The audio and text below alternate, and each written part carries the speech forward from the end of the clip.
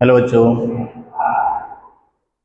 मैं भगवान से उम्मीद करता हूँ कि आप सभी बच्चे स्वस्थ रहें और आपकी आयु लंबी रहे। इसके साथ ही हम अपना जो हिंदी व्याकरण का हर रोज जो अपना कार्य कर रहे हैं बेटा, उसी के अनुरूप आज हम आगे बढ़ रहे हैं। तो हम जो हमारा हिंदी व्याकरण का जो बेटा अध्याय था, शब्द शब्द किसे कहते हैं, शब्द का वर्गीकरण कितने प्रकार से है और इनकी परिभाषाएं बेटा, वो हम पहले वीडियो में कर चुके हैं। तो शब्द की परिभाषा कर गए हैं, इसका वर्गीकरण के आधार पर कितने प्रकार से इसको कितने प्रकार होते हैं। तो इसके वर्गीकरण के आधार पर हमने आपको बताया था कि 4 प्रकार के होते हैं। सबसे पहले था अपने पास कौन सा बेटा, उत्पत्ति या स्रोत के आधार पर, उसको हम कर चुके हैं। और उत्पत्ति और स्रोत के आधार पर भी उसको कितने भागों में बांटा गया है। आपके सिलेबस में 4 प्रकार के दर्शाए गए, लेकिन हमने आपको 5 प्रकार के करवाए थे। कौन से, तत्सम, तद्भव, देशज, विदेशज और संकर बेटा। ठीक है, पांचों करवा चुके थे, पांचों की परिभाषा अपनी हो गई थी और अब सभी बच्चों को भी अच्छे से अपना होमवर्क पूरा कर लिया होगा बेटा। ठीक है बेटा। दूसरा हमने करा था बेटा अर्थ के आधार पर। तो अर्थ के आधार पर वैसे तो किसी बुक में, बहुत सारी बुकों में 2 प्रकार के दिखाए गए हैं। तो कौन से जो 2 प्रकार के होते हैं बेटा, वो सार्थक और निरर्थक होते हैं बेटा। ठीक है, जिन शब्दों का अपना कोई निश्चित अर्थ होता है उन्हें सार्थक शब्द कहते हैं, जिन शब्दों का अपना कोई निश्चित अर्थ नहीं होता उन्हें निरर्थक शब्द कहते हैं। लेकिन जो निरर्थक जो शब्द होते हैं उसको इस अध्याय में व्याकरण में उनको प्रयोग नहीं किया गया है। तो इसलिए उनको कितने भागों में बांट दिया गया, 4 में बेटा। ठीक है, किस पे, अर्थ के आधार पर। कौन कौन से जो 4 थे अर्थ के आधार पर जो हमने आपको कराए थे, एकार्थी, अनेकार्थी, विलोम शब्द और पर्यायवाची शब्द। ये जो दूसरा भाग था अर्थ के आधार पर, वो भी हम पूरा कर चुके हैं बेटा। आज जो अपना जो अगला जो भाग है नंबर 3 जो है, वो किसके आधार पर बेटा, रचना, बनावट या व्युत्पत्ति के आधार पर शब्द के कितने भेद। इसमें बेटा ये सारे एक ही हैं, रचना, बनावट या व्युत्पत्ति के आधार। कितने प्रकार के, ये 3 प्रकार के। तो 3 प्रकार के कौन कौन से होते हैं बेटा। जो सबसे पहले आता है रूढ़ शब्द। ठीक है बेटा, पहला रूढ़ शब्द, दूसरा यौगिक शब्द और नंबर 3 पे आता है योग रूढ़ शब्द। जब हमें ये पता चल गया कि ये 3 प्रकार के होते हैं, इनके 3 भेद होते हैं, तो फिर हम क्या करेंगे, इन सभी की एक एक करके इनकी परिभाषा करेंगे, इनकी उदाहरण करेंगे और उसको समझने का पूरा प्रयास करें, जिससे कि आप इन शब्दों को अच्छी प्रकार से समझ जाएं। आपको पता चले कि भाई रूढ़ शब्द कौन से होते हैं, यौगिक शब्द कौन से होते हैं और योग रूढ़ शब्द कौन से होते हैं। तो हम शुरू करते हैं। सबसे पहला जो अपना भाग है बेटा, रूढ़ शब्द। ठीक है, क्या करेंगे, इसका इसकी परिभाषा करेंगे। परिभाषा देखेंगे बेटा, जो शब्द किसी अन्य शब्दों के योग से न बने हों। ध्यान से देखिए बेटा, इसको समझने का प्रयास करें। जो शब्द किसी अन्य शब्दों के योग से न बने हों, शब्दों के योग से नहीं बने हो बेटा। आप देखते हो ना, जहां एक साथ 2 शब्द जोड़े जाते हैं तो इसमें कोई शब्द का योग नहीं है और किसी विशेष अर्थ को प्रकट करें, शब्दों के योग से नहीं बनते हैं, लेकिन ये क्या करते हैं, कोई विशेष अपना विशेष अर्थ प्रकट करते हैं। था उनके टुकड़े करने पर, किसका, जो शब्द जो बना हुआ है, यदि उसको हम अलग अलग कर देते हैं, टुकड़ों में विभाजित कर देते हैं, उन टुकड़ों का कोई अर्थ नहीं होता है। उसको अलग अलग करने के बाद, टुकड़ों में विभाजित करने के बाद उसका अपना कोई अर्थ नहीं होता है। ऐसे शब्द क्या कहलाते हैं बेटा, रूढ़ शब्द कहलाते हैं। ठीक है, परिभाषा होगी है बेटा। एक बार ध्यान से फिर से इसको सुनेंगे।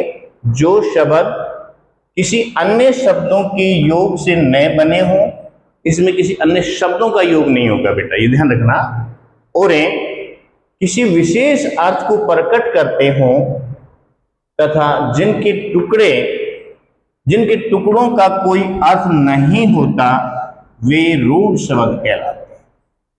हो गया परिभाषा बेटा। अब इसके हम उदाहरण देखेंगे बेटा। जैसे हमने यहां लिख दिया बेटा नाक लिखा हुआ है, हमें पता है इसका अपना एक विशेष अर्थ है, नाक है जो हमें सांस लेने के काम आता है। तो जब हम इसको करेंगे क्या करेंगे, इसके अंदर ये दो जुड़े थे ना और क्या जुड़ा हुआ ना बेटा, लेकिन इनको ये तो ना कोई शब्द नहीं है ना, क्या क्या एक वर्ण है बेटा। तो इसको अलग करेंगे तो क्या लिख देंगे बेटा हम, ना जमा में कै। अब इनको हमने अलग तो कर दिया, लेकिन इनको अलग करने के बाद इनका अपना कोई अर्थ नहीं होता है। ऐसे शब्द क्या कहलाएंगे, रूढ़ शब्द कहलाते हैं। उसी प्रकार से कान लिखा हुआ है, का और न को अलग कर दे बेटा, इसका अपना कोई अर्थ नहीं होगा। उसी प्रकार से पानी है, पा प्लस नी, इनका भी अपना कोई अर्थ नहीं होता है। जो इस प्रकार के शब्द, जो इस प्रकार के कोई शब्द है जो शब्दों के योग से न बने हुए हों, परंतु जिसका अपना कोई विशेष अर्थ जहां प्रकट किया जाता है, वो क्या कहलाते हैं, रूढ़ शब्द कहलाते हैं। उनको अलग करेंगे तो उनका क्या होगा बेटा, टुकड़े करने पर उनका कोई अर्थ नहीं निकलता है। हो गया यहां तक का बेटा पहला भाग हमारा, ठीक है। अब दूसरा देखेंगे बेटा यौगिक शब्द। देखिए यौगिक शब्द क्या अर्थ है, यौगिक, योग का अर्थ था जोड़ बेटा, दो शब्दों को जोड़े।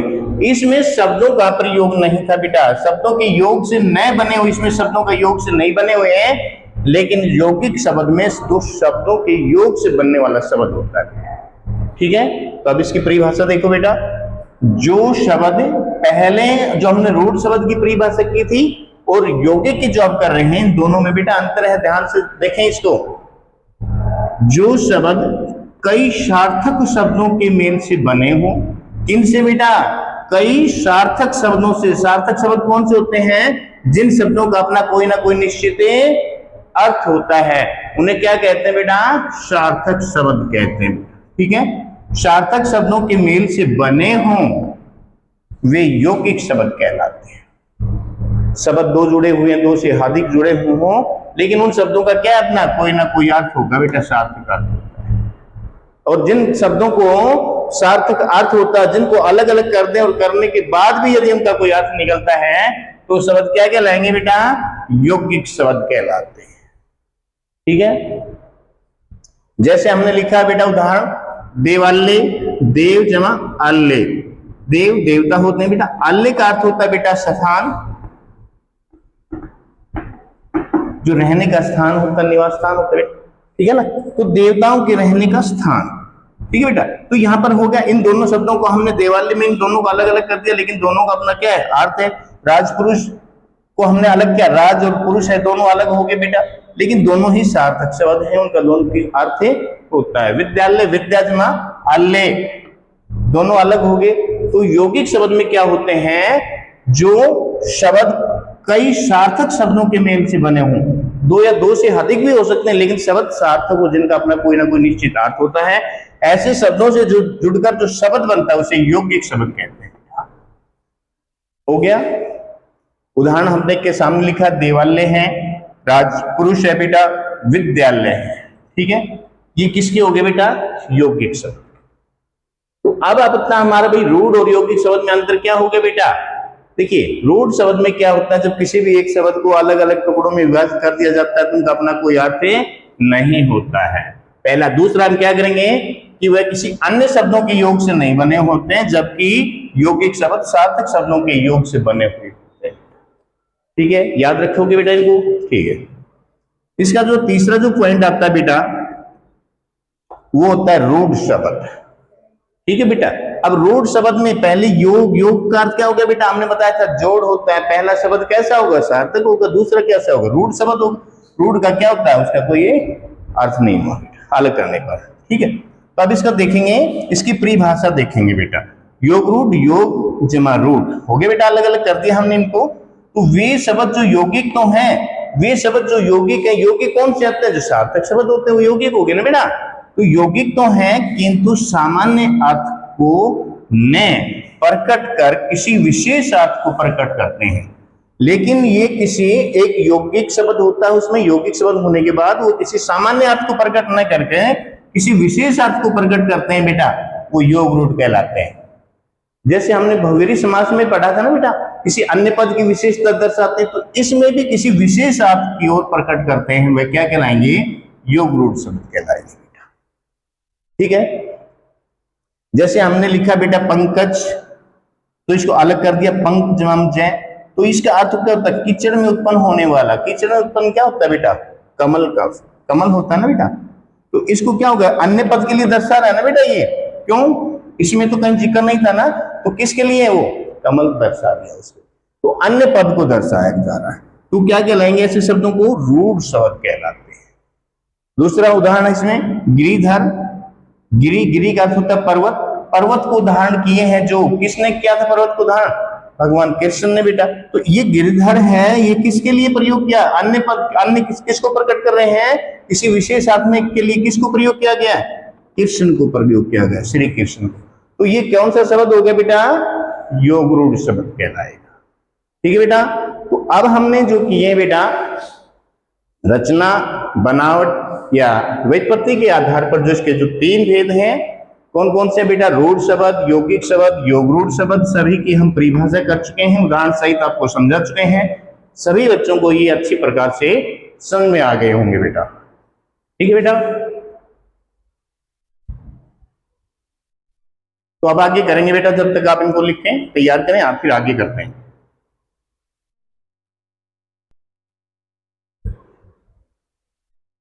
हेलो, हाँ तो बेटा, जो अपना जो तीसरा भाग चल रहा था, रचना, बनावट या व्युत्पत्ति के आधार पर है, उसको हम पूरा कर चुके हैं। उसके जो तीन भाग थे, तीन जो प्रकार या तीन भेद थे, कौन कौन से? रूढ़, यौगिक, योग रूढ़। ठीक है बेटा, वो हम कर चुके हैं, उनकी परिभाषा अच्छे से कर चुके हैं, परिभाषाओं के साथ हम उदाहरण भी कर चुके हैं, और सभी बच्चों के समझ में आ गए होंगे बेटा। ठीक है। तो अब जो शब्द का जो हमारा जो अंतिम जो भाग बचा हुआ है, कौन सा? व्याकरण के आधार पर या प्रयोग के आधार पर बेटा। ठीक है, कुछ एक पुस्तकों में व्याकरण के आधार पर दिखा रखा है, किसी में प्रयोग के आधार पर, तो हम इसमें दोनों ही लिख दिए हैं, क्योंकि दोनों के ही ये दो प्रकार होते हैं बेटा, दो भेद होते हैं। तो व्याकरण या प्रयोग के आधार पर शब्द के कितने भेद होते हैं। ठीक है बेटा, ये चाहे कोई व्याकरण के आधार पर पूछे आपसे या प्रयोग के आधार पर, तो दोनों का ही एक ही है। अब दोनों को क्या बता देंगे बेटा? कि शब्द के दो भेद होते हैं बेटा। ठीक है, चाहे कोई व्याकरण के आधार पर पूछ रहा है या प्रयोग के आधार पर पूछ रहा है, दोनों में ही आपने बता देने हैं कि दो प्रकार के होते हैं। ठीक है बेटा। अब दो प्रकार के कौन कौन से होते हैं बेटा? सबसे पहला था अपने पास विकारी शब्द। ठीक है बेटा, और ये जो बेटा विकारी था, अविकारी, जो हमने कक्षा में भी आपको हम कई बार करा चुके थे पहले। कुछ एक बच्चे उस वक्त थे, कुछ नहीं थे, जो बाद में आए हैं, वो बच्चे ध्यान से सुने बेटा इसको, कि भाई विकारी जो है और एक दूसरा अविकारी। ठीक है बेटा। तो अब हम सबसे पहले करेंगे भाई विकारी शब्द किसे कहते हैं, और ये किस प्रकार से होते हैं, इनमें क्या परिवर्तन होता है या नहीं होता है। तो बेटा विकारी, जिन शब्दों में लिंग, वचन, काल या कारक के आधार पर, जिन शब्दों में लिंग, वचन, काल या कारक के आधार पर परिवर्तन हो जाता है। परिवर्तन का अर्थ होता है बेटा बदलाव। ठीक है ना, इनके आधार पर यदि कहीं परिवर्तन आता है, कहीं कोई बदलाव हो जाता है किसी भी शब्दों में वाक्य के अनुरूप में, तो उन्हें विकारी शब्द कहते हैं। ठीक है बेटा, हो गया इसका। क्या कहेंगे भाई? जिन शब्दों में लिंग, वचन, काल या कारक के आधार पर परिवर्तन हो जाता है, उन्हें विकारी शब्द कहते हैं। ठीक है बेटा, अब यहां तक तो समझ में आ रहा है, लेकिन बात ये बेटा, देखो हमने लिंग लिखा हुआ है, वचन लिखा हुआ है, काल लिखा हुआ है, और कारक कितने हो गए? 4 हो गए ना। तो लिंग के आधार पर लिंग किसे कहते हैं, वचन किसे कहते हैं, इनके कितने भेद होते हैं, उसी प्रकार से काल समय का होता है, कारक कारक के निरंतर चिन्ह हम आपको लिखवा चुके हैं बेटा। तो इन सभी के आधार पर जब किसी शब्द में किसी प्रकार से कोई परिवर्तन आ जाता है, बदलाव हो जाता है, उन्हें विकारी शब्द कहते हैं। जैसे लड़का है है ना बेटा। क्या होगा, एक वचन, इसको बहुवचन में लड़के कर देंगे, ठीक है, और पुस्तक है तो इसको पुस्तकों क्या कर देंगे, पुस्तकें कर देंगे। तो ये बेटा चाहिए हमारे लिंग के आधार पर परिवर्तन आए, स्त्रीलिंग पुल्लिंग के आधार पर परिवर्तन आए, चाहे एक वचन के लिए प्रयोग आए या बहुवचन के लिए प्रयोग किया जाए, या समय के अनुरूप किसी में परिवर्तन आता है किसी शब्द में, या कार्य की विभक्तियों के आधार पर, जिनमें के द्वारा किसी भी शब्द में जब कोई परिवर्तन होता है बेटा तो उन्हें विकारी शब्द कहते हैं। समझ में आ गया बेटा? ठीक है, अब आता है हमारे पास है कि भाई विकारी शब्द कितने होते हैं बेटा। हमने आपको बताए थे ना बेटा, तो कितने होते हैं बेटा, विकारी शब्द 4 होते हैं, ठीक है। कौन कौन से होते हैं, सबसे पहले देखें हमें, संज्ञा, सर्वनाम, विशेषण और क्रिया। ये 4 किसके हैं बेटा, विकारी के। किसके हैं चारों, ये विकारी के प्रकार होते हैं बेटा, ठीक है। तो ये जो 4 जो दर्शाए गए हैं, इनका हम एक एक करके सभी जो भी आपके याद दर्शाए गए हैं, संज्ञा है, सर्वनाम है, विशेषण है, क्रिया है, ये जो व्याकरण के जो आपके चैप्टर हैं बेटा, ये चैप्टर जैसे हमारा समाप्त होगा, पूरा होगा, उसके बाद हम इन शब्दों को करना आरंभ कर देंगे, ठीक है। तो पता चल गया विकारी, विकारी कितने होते हैं, विकारी कितने होते हैं, 4 होते हैं, ठीक है बेटा। कौन सा, संज्ञा, सर्वनाम, विशेषण और क्रिया। अब यहां तक का जो विकारी का था अपना हो गया बेटा, विकारी किसे कहते हैं, विकारी शब्द कितने होते हैं, परिभाषा होगी है हम, ठीक है। अब हमारे पास जो इसका व्याकरण या प्रयोग के आधार पर जो 2 भेद बताए थे, दूसरा भेद आता अपने पास कौन सा बेटा, अविकारी। अविकारी है ना बेटा। अच्छा, हमने बताया था यदि किसी शब्द के आगे यदि अ जुड़ जाता है तो उसका अर्थ नहीं होता है बेटा, ठीक है, उसमें नहीं होगा, प्रयोग होता है उसका। तो अब विकारी शब्द किसे कहते हैं, परिभाषा देखेंगे बेटा। जिन शब्दों में परिभाषा वही रहेगी, कौन सी, विकारी वाली बेटा, उसको ध्यान रखें। लेकिन इसमें परिवर्तन क्या आएगा, इसमें क्या बदलाव आएगा कि विकारी के अंदर परिवर्तन होता है, लेकिन अविकारी शब्दों में कोई परिवर्तन नहीं होता है। तो इसकी परिभाषा देखें बेटा, जिन शब्दों में लिंग, वचन, काल या कारक के आधार पर परिवर्तन नहीं होता है उन्हें अविकारी शब्द कहते हैं। जिसमें परिवर्तन होता है उन्हें विकारी शब्द कहते हैं, परिवर्तन नहीं होता उन शब्दों को अविकारी शब्द कहते हैं, ठीक है बेटा। समझ आ गया यहां तक का, चलो। अच्छा, अब आप देखेंगे बेटा, कई बार हमने एक शब्द आता है, जैसे हमने समास किए थे ना, उसमें भी था, हमने उसमें बताया था अव्यय, जो एक शब्द आ रहा था ना बेटा, वो क्या था, हमने उसको बताया था बेटा, अव्यय क्या होते हैं। अव्यय का अविकारी शब्द जो होते हैं ना, उसी का दूसरा नाम होता है बेटा, क्या, अव्यय शब्द होता है। तो इसकी परिभाषा क्या होगी, इसकी परिभाषा भी वही है, कौन सी, अविकारी वाली। क्या परिभाषा होगी, जिन शब्दों में लिंग, वचन, काल या कारक के आधार पर कोई परिवर्तन नहीं होता उन्हें अविकारी शब्द कहते हैं, और जिसमें परिवर्तन हो जाए उन्हें विकारी शब्द कहते हैं, ठीक है बेटा। परिभाषा समझ में आ गई। जैसे हमने इसमें कुछ शब्द लिखे बेटा, धीरे, बेटा ये किसी भी प्रकार से चाहे इसमें किसमें लिंग, वचन, काल या कारक के आधार पर हम प्रयोग करते हैं इनको, ये किसी भी वाक्य में शब्द आते हैं तो इनमें किसी प्रकार से कोई परिवर्तन नहीं होता है, कोई बदलाव नहीं आता है, इसलिए किसमें आगे अविकारी शब्द कहते हैं, ठीक है। कौन कौन से शब्द है बेटा, धीरे, परंतु, इसलिए, अरे, आज, एव आदि, ये शब्द ये हमेशा ही अविकारी में रहते हैं, और अविकारी शब्दों का दूसरा नाम क्या होगा बेटा, अव्यय शब्द कहते हैं, ठीक है। अब आता है अपने पास बेटा जो अविकारी शब्द, जैसे हमने विकारी पढ़े थे ना, विकारी कितने होते हैं, विकारी 4 बताए थे आपको, उसी प्रकार से अविकारी शब्द कितने होते हैं बेटा, आपको हमने कक्षा में भी बताया था बेटा, ये बार बार बता रहे हैं कि विकारी 4 होते हैं, और नहीं, विकारी 4 होते हैं और अविकारी बेटा 5 होते हैं। कितने होते हैं, अविकारी 5 होते हैं। कौन कौन सा, क्रिया विशेषण, संबंध बोधक, समुच्चय बोधक, विस्मयादि बोधक, और लास्ट में आता है अपने पास निपात। निपात जो शब्द होते हैं बेटा, इनका प्रयोग ना के बराबर किया जाता है, ठीक है, इनका प्रयोग ना के बराबर किया जाता है, इसलिए इनका अधिक व्याकरण उच्चारण नहीं किया जाता, इनका प्रयोग नहीं हो रहा बेटा, ठीक। तो ये जो 4 हैं ये तो अपने लिए बेटा बहुत जरूरी है, ये तो सभी ने करने हैं, और इनका ये चैप्टर जैसे ही अपना होगा बेटा, उसके बाद हम इन सभी शब्दों, सभी जो ये एक एक जो आपका व्याकरण का अध्याय बनेगा बेटा, पाठ बन जाएगा, इनको हम बाद में करेंगे बेटा, ठीक है। तो आज अपना जो व्याकरण का जो बेटा अध्याय था वह पूरा हो चुका है। इसके 4 भाग थे और हर भाग के जितने भी 3 भाग थे या 4 वेद थे या 5 वेद थे वो हम पूरे कर चुके हैं। तो अभी आगे आप ये समझ में भी बेटा सभी के आ गया होगा ये चैप्टर। तो इस काम को सभी बच्चे अच्छी प्रकार से बेटा अपनी नोटबुक में लिखें, याद करें, और हर बच्चा जो आप काम कर रहे हैं बेटा, जितना भी कर रहे हैं, जितना हम करवा चुके हैं व्याकरण में, जितने भी अध्याय हो चुके हैं हमारे पूरे, उन सभी को बेटा लिखकर आप हमारे पास अपने काम को भेजें, जिससे कि हमें पता चल जाए कि भाई कौन कौन बच्चे कितना काम कर रहे हैं या कितना कार्य नहीं कर पा रहे हैं। तो बेटा आज के लिए अपने इस लेक्चर के लिए इतना ही कार्य था, इसलिए आज का जो काम आपने ध्यानपूर्वक समझा, सुना, उसके लिए आप सभी बच्चों का धन्यवाद। और बेटा अगली क्लास में हम फिर कल मिलते हैं, तो उसके लिए नमस्कार।